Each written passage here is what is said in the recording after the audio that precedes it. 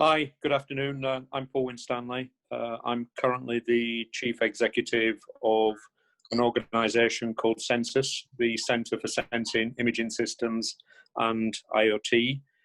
We're one of the 7 Scottish innovation centres, and part of our remit is actually to link IoT into economic growth, so the creation of new products, new solutions, new jobs, etc.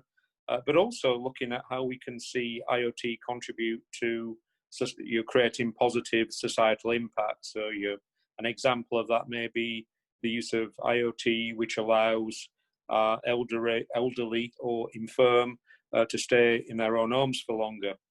It's about improving productivity and actually allowing us to do things more efficiently than we've been able to do in the past. And that may be, that may range from detecting we've got conditions in a school which says Legionella may be starting to reproduce, and how do you deal with that without having to send a man in a van with a thermometer around the country, which is pretty irksome when you've got some of the rural areas that we have.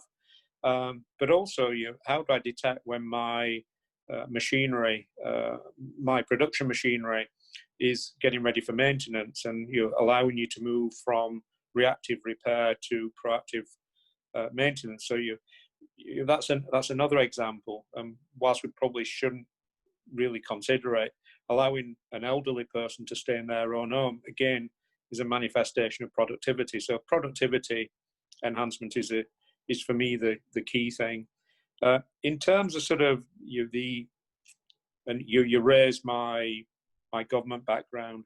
I think the thing that I'm probably most sensitive to personally is actually the security ramifications. What we are seeing is a very, very substantial growth in IoT-enabled systems, and quite rightly, there are a number of security concerns about that. We're seeing all sorts of activity at the moment from UK government in this area, particularly through DCMS, digital culture, media, sport, where they're running all sorts of competitions to raise the profile of security, quite rightly.